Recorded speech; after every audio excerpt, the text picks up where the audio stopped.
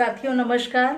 आज आपको बताने जा रही हूँ एक छोटी सी और प्यारी सी सक्सेस स्टोरी, साशा की कहानी। साशा के खोने और साशा के मिलने की कहानी। एक दिन श्रद्धा जी का मेरे पास कॉल आया कि उनकी फीमेल डॉग साशा मिसिंग है। क्योंकि फेस्टिवल का टाइम है तो मुझे लगा वो रेकी हीलिंग चाहती थी कि रेकी करें जिससे साशा वापस मिल जाए। श्रद्धा जी बहुत परेशान थी उसके लिए। मैंने उनको स्विच वर्ड दिया कि आप पहले स्विच वर्ड को चैंट करना शुरू करिए। मैंने उनको रीच स्विच वर्ड दिया क्योंकि मुझे पूरा यकीन था कि जब वो इस स्विच वर्ड को चैंट करेंगी साशा उनको मिल ही जाएगी। 6 दिन से साशा मिसिंग थी। उन्होंने स्विच वर्ड चैंट करना शुरू किया। मैंने कहा आप 2 दिन तक इसको चैंट करिए, होपफुली इसी बीच में मिल जाएगी। अगर नहीं मिलेगी फिर हम साथ में रेकी भी करेंगे। 2 दिन उन्होंने चैंटिंग की, उस बीच उनको साशा नहीं मिल पाई। उनका फिर से मेरे पास कॉल आया, मैडम रेकी हीलिंग भी करिए।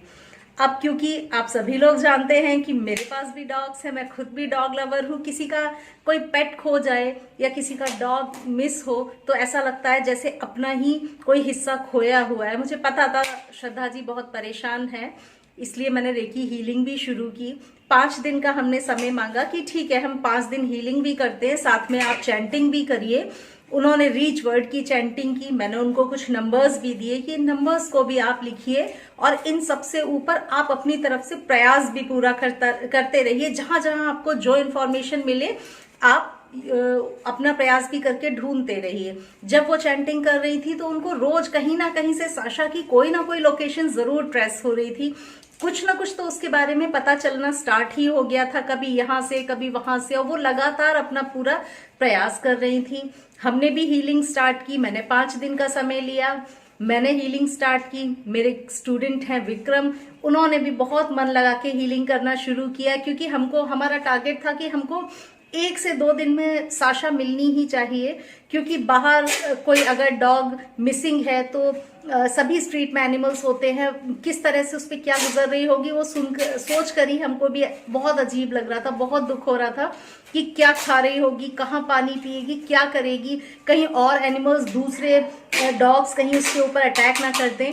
तो इसीलिए हमारा भी टारगेट था कैसे भी करके हमको 1 से 2 दिन में मिल ही जाए साशा। बहुत हमने हीलिंग शुरू की। 2 दिन की हीलिंग हुई, मैंने भी की, विक्रम भी मेरे साथ में लगातार हीलिंग कर रहे थे।